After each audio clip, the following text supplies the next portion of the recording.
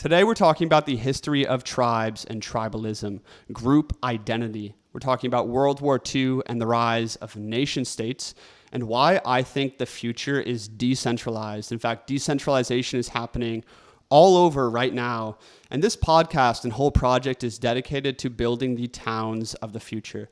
So welcome back to the ReTribalize podcast, episode number 6. This one's going to be a doozy. I'll probably post it on my main channel as well. Let's dive right into it.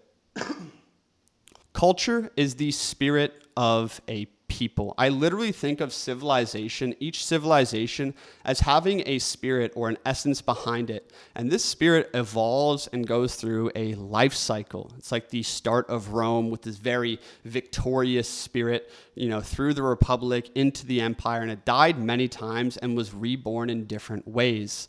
Essentially, my friends, culture is alive. It's a living thing. And Hegel's concept of Volksgeist kind of captures this. He frames Volksgeist, or the spirit of the people, as something that framed German civilization as a collective expression of unified will, manifested through culture, language, and history. Someone like Wagner, a very famous musician around Nietzsche's time, his music was the expression of the will that is working through the German people in general. And we could talk a lot about this in terms of every civilization, but essentially, this idea of unified group identity or unified will is the foundation of human society and community. And I believe this shared spirit with your neighbors is actually super important, because it is this spirit that binds you with other people towards a shared ideal and a sense of belonging. So it's very important, this sense of group identity and belonging, but extrapolated to a nation state of millions of people, it's very problematic and almost impossible to maintain, as we're going to talk about throughout this episode. Essentially, all civilizations and cultures, they have a life cycle. They are born in their small tribes, they mature into a crescendo, and then they die. And we saw this with Rome many times over, and it went through many different rebirths. And in the past 80 years, I would say that the spirit of Western peoples and civilization has died or is dying. It's why so many of us feel such rampant nihilism, meaninglessness, atomization. Like we lack the vitality that we once had. And this is seen across most Western countries. They're in fact suicidal in their identity today. So we lost some kind of primal cohesion, a sense of this is my tribe, this is who we are, this is what we stand for, and I love and protect and fight for my neighbors. In fact, we see this sense of group identity as evil today. And this is a byproduct, a remnant of World War II. Essentially, people getting together and saying, this is who we are, and we actually are something. We're not trying to be everything. We're not open to everything. This sense of primal identity, like tribalism, it's attacked. And for good reason, because when tribalism is extrapolated to millions of people, oh my God, this is how we create horrific atomic warfare. But no matter how evil group identity is portrayed today and how much we've lost it, it's an essential need in humans. We all need this sense of belonging. And the rebirth of group identity is coming. And we must be prepared for this, because the rebirth of group identity, it's going to happen. It's going to happen across our world. And that's going to create enormous danger and opportunity. Essentially, group unity comes when there is vitality returning, when there's conflict and when there's tension and there's generative energy within a society. And as group identity returns, if it returns on a national level, this is going to create massive conflicts. But I think we need to talk about decentralization and understand where we actually stand in history, because something enormous is shifting in the world right now with technology that is actually part of a longer cycle. So let's talk about the growth of nation states and World War II. So we're getting some meat here. The concept of unity of will is the foundational element of human societies. As I said, it's about tribe, and tribes have always defined human history. And for the majority of human history, for hundreds of thousands of years, we lived in small tribal units of about maybe 100, 150 people, like Dunbar's number. And we can even look at the German peoples. The German peoples are one of the best examples of unity of will. It could be argued that unity of will defined German civilization. And back in the olden days, the barbaric Germanic warrior tribes, they had a high sense of family loyalty, kinship, and a sense of honor. Each tribe was a bit unique, and the only thing that ever unified the German tribes generally was the invasion of Rome or the attack on Rome and things of this nature. And we even saw this with European peoples after the Holy Roman Empire fell. European peoples just fell back into feudal tribalism. Like every town was kind of its own identity. Essentially, history works in this great cycle of small bands of tribes, small nomadic bands of tribes exist. And then some kind of opposition, externally or internally, brings these bands together and they create civilization, right? And that civilization is prone to a life cycle and eventually decay where it will break down into smaller tribes again, or external smaller tribes will conquer it. This is seen in so many great authors such as Spengler and Ibn Khaldun. And so that's just the backstory there. But basically, as technology and civilization progressed, unity of will had to spread beyond the tribal unit. The tribe became a city, the city became a state, and the state a nation. And nations, my friends, are fragile.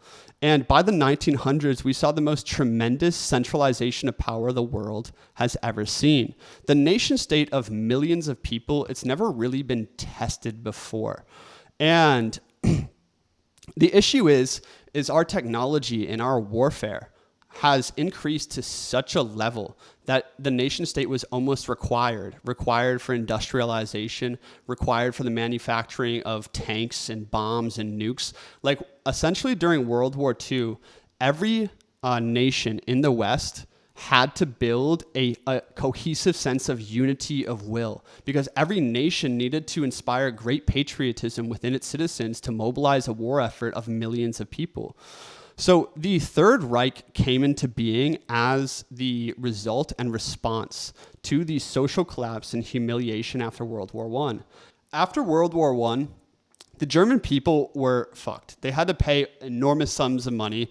Their society and economy basically collapsed. And at the same time, massive ideologies of communism, Marxism, and capitalism were sweeping across the Western world. And this was creating all of these internal divisions and resentments within the German people. And as a result, Hitler came along and he's like, yo, I want to unify German will. And there's a spirit inside the German people that want to be unified, that want to be part of a glorious will to power. And this created the Third Reich, and this led to enormous mobilization of unity of will across the entire world as people responded to threats. And this is where we get into the dangers that are so relevant today. So after World War II, everyone was traumatized by the horrific wars and displays of unity of will. So from there, fascism was killed, and a whole new global order was set up around centralized nation states, the League of the UN, global banking, and liberal capitalism. And this is like a brand new world order that was set up after World War II, and we're still living in it. And this is why it's so important to understand, because that world order is slowly crumbling. As I said, civilizations and histories, they move in cycles. And someone like Peter Turchin analyzes the cycles of great conflicts. And he says they usually move on an 80 or 100-year cycle. So many historians say this, but ultimately, peace can't last forever. At some point, the vitality must return to a people, and it's happening right now.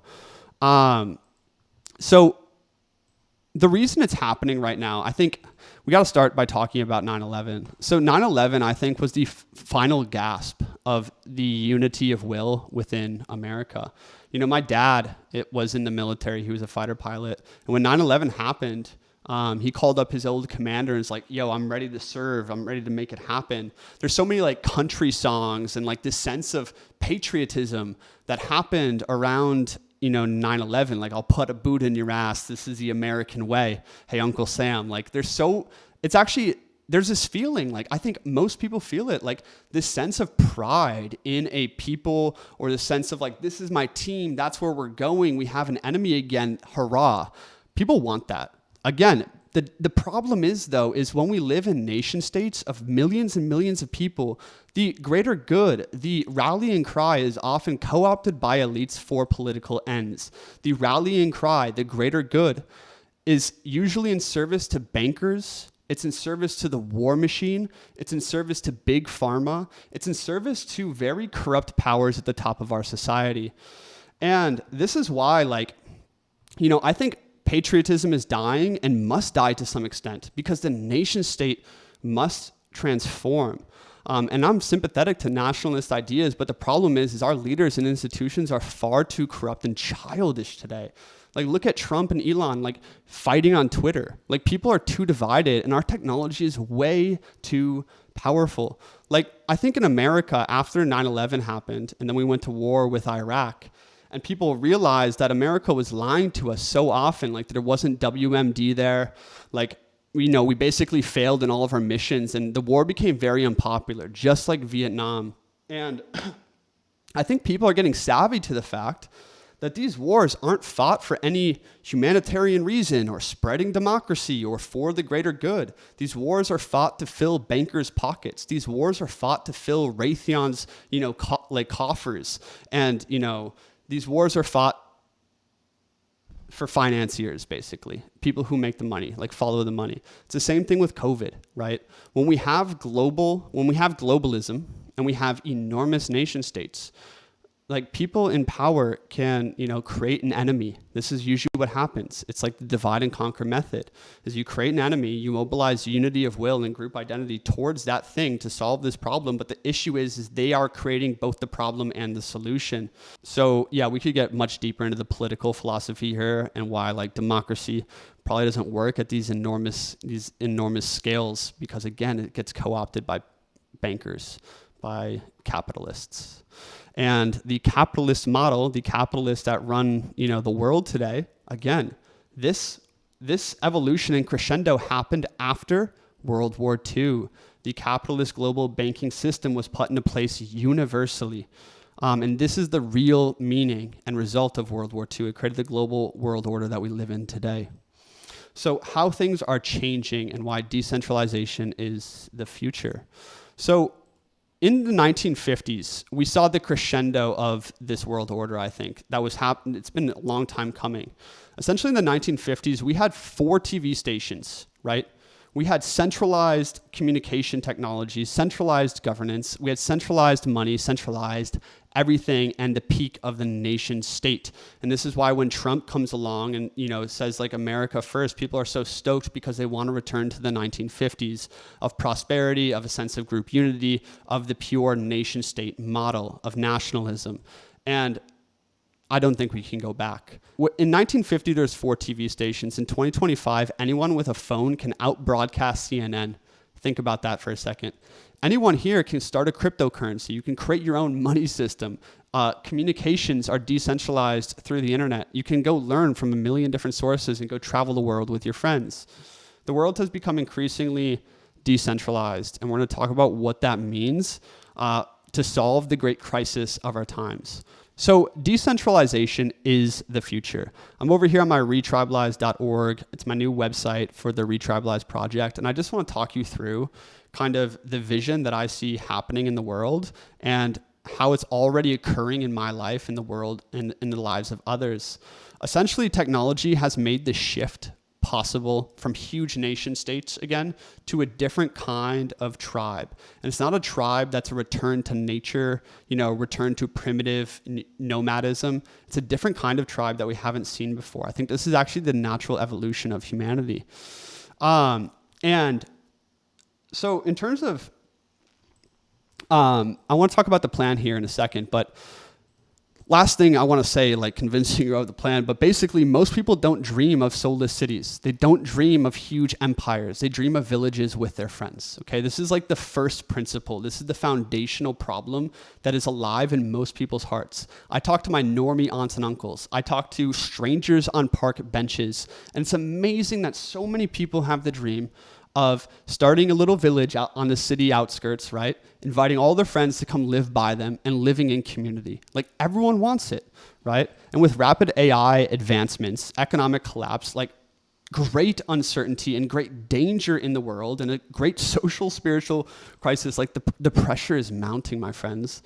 As Heraclitus once said, change, it's the result of strife and necessity, and welcome to change. So technology has already made the shift possible to decentralization, as we talked about. Like we can use the internet to create value-based communities online and then filter people into our real life. And I'm going to talk about how I'm doing that right now in a second. The blockchain enables new economic, currencies and new governance models that are really exciting. Balaji talks a lot about this in the network state. Global travel, physical movement, anyone with a phone can, communicate anywhere on earth and out-broadcast legacy media. I think we understand that technology is changing the world, but I don't think we understand how much this will remake the world based on that first principle I said, and that is people want value-based communities. So my whole goal in my life, my friends, is I want to start the first ReTribalize town. Many other people are starting intentional communities, certainly. But I have some ideas about how I want to do it. And this is the plan. So the plan to solving the great crisis of modernity, it's not more global governance. It's not a perfect ideology. It's not a perfect religion. It's not a perfect economic system. These have failed. Centralization of power fails. It essentially just creates control. And I think these dreams of we just need the right Marxist economic system or we need the right fascist organizing of society, like that's not the kind of society I want to live in, and those are only going to lead to enormous conflicts with technology that is God level. So the solution to the problems is many smaller self-organizing communities, the natural way of living. These communities, I see them as freely associated, meaning you can join and leave as you please. That's why it's not a cult. They're aligned by shared values. People meet online and then in the real life, and they're self-governed. This was the original vision of the United States, and it's still the most viable path forward in general. Now I say, we're going to live in villages with our friends, and the world's going to be decentralized, and so many people are skeptical, and I understand, and there's a lot of questions that cloud the vision. It's like, how do decentralized towns protect themselves? Is this just another cult or hippie commune? What about infrastructure, conflict resolution, economics, or governance, and like all of these glaring problems? But here's the thing, my friends. I don't think these questions actually matter at all right now. What matters is that first principle of we need decentralization. The global current is moving into decentralization, and people want to live in villages of their friends. And it solves almost every social, economic, and spiritual need is returning to this. So the first principle is we have to do this, right? I want to do this with every part of myself, and maybe you do too. And the issue is the moment you start a grand project, a lot of people stop because they don't have the audacity to take the first steps. You see, I believe in an organic emergence theory, and that is something that actually most entrepreneurs and artists kind of land at some point. And that is don't overplan. Don't worry about problem number 301 before step one.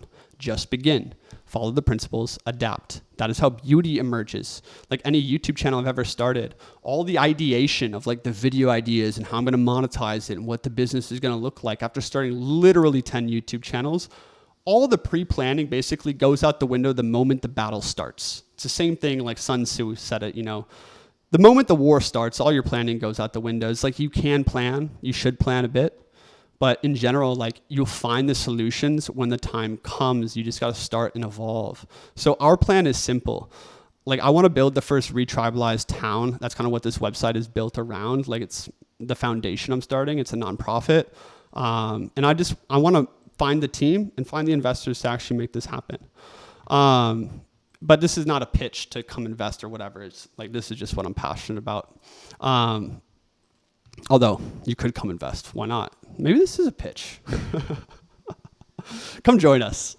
But we're different because, so ReTribalize towns, my friends, it's so different already, is we build community first online now and then in real life. And we filter people by values, agency, and character. And we slowly grow an intentional, community based on principles and organic emergence. What does all of that mean? Basically, I'm in Mexico right now with 2 people from my men's academy. I run an online community. I filter the entire world through YouTube videos like this. I filter about hundreds of thousands to 1 million of people a year who see my videos. I have a call to action to come join me.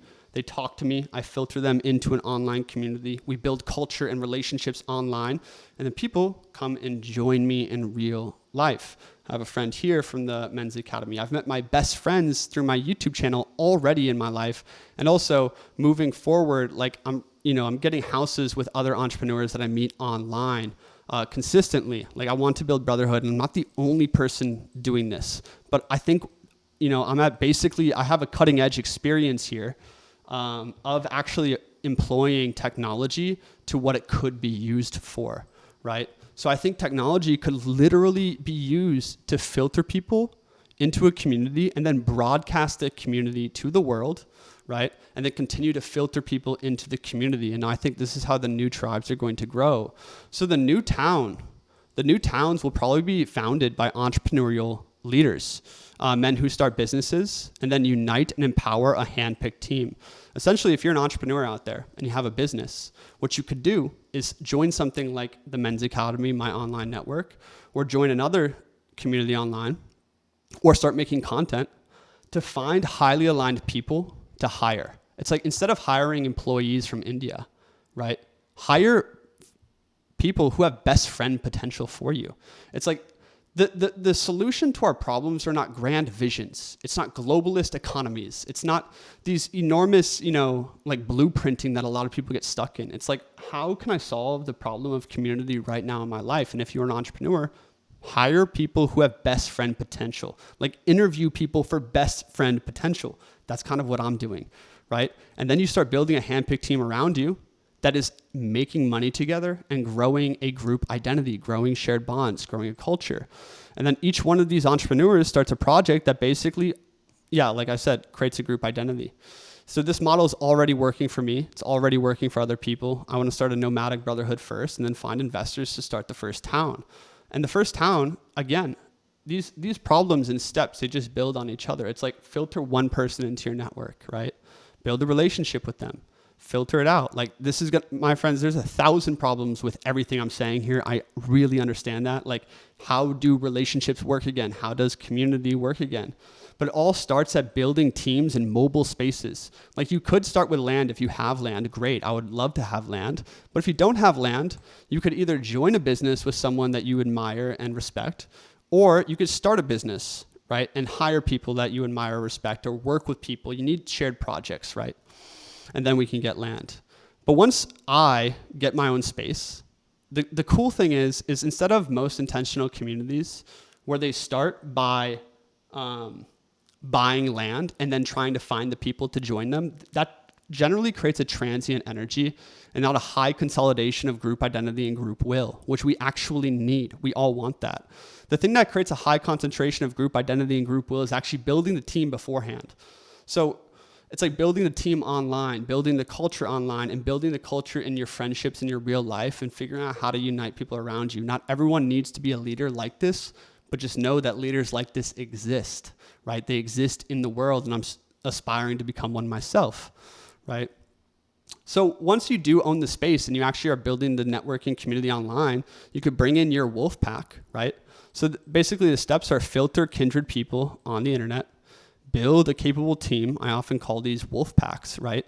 So you build a team around you that is capable of actually successfully building businesses. And if you can successfully build a business, well, you could probably successfully build other things as well. So build a capable team, then start acquiring the skills, the resources, and the land together, and then move to that land with 4 or 5 friends, right? And then grow the village through shared missions and cultural alignment. For instance, for me, I'm trying to unite entrepreneurs who also have agency in spreading the message online. If we brought together 5 or 6 YouTubers, right, who all were in different niches but aligned on the project, if you brought together 5 or 6 YouTubers and a couple, individuals, let's say building a SaaS company or building a new biotech company or wanting to build, I don't know, like an automobile shop, like whatever you do, like if you get influencers partnered with entrepreneurs, the influencers build the funnel, right? As the filter to come into online communities and join an online culture. So they reach millions of people, filter them into an online community, and the online community builds bonds and relationships and networks online, right? And this shakes out to these entrepreneurs back here who have businesses who can hire from the network. This is wild. This is actually what's going to build the towns of the future, is when you can hire people from the network you are building online, you are filtering the whole world, right, to find highly aligned people. And this is the difference between you could never before do this in human history. You were stuck with Johnny and Tommy down at the pub. Now you can find the best people in the world who think and feel similarly to you to come join your family through business. Now, a lot of people are skeptical about business as a means of friendship and all these things. But generally, my friends, if you work together for freaking someone 10 years, why not hire someone who could be your best friend, as I said? So I think this is how the communities will start. And of course, once you have land, right, and once you have a team that's very tight-knit, that's highly bonded, and you're slowly bringing in one person at a time, testing them out, slowly growing the wolf pack, at a certain point, you're going to hit critical mass. And once you hit critical mass, an internal economy will open. People start bringing their families there, right? And all of a sudden, now you have all these different roles within the community of like the teacher, the cook, starting the coffee shop. You have this internal community and internal flow that's going to allow like a whole new type of society.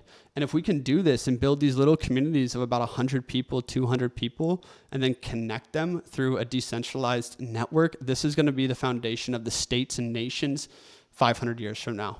So that's kind of like my prediction on it. Anyways, the invitation to you watching this right now is you can click the link in the description. If you do want to talk to me one-on-one, come join the Men's Academy. If this message super resonates with you and you're like, fuck yeah, I've been waiting to hear this my whole life, come join the Men's Academy. Talk to me one-on-one. If you're an entrepreneur, I'm looking for entrepreneurs to build with me. And if you are an investor or connected to investors who could get behind a mission like them, send them my way. And for everyone else who just enjoys listening to the ReTribalize podcast and the crazy maniac on the other side of this, go leave a 5-star review wherever you hear this, and you can subscribe to the ReTribalize Substack. Links in the description. Covered a lot there. That was a very hard video for me to make. I think I probably should have just started talking about the ReTribalize vision. But anyways, team, thanks for being here.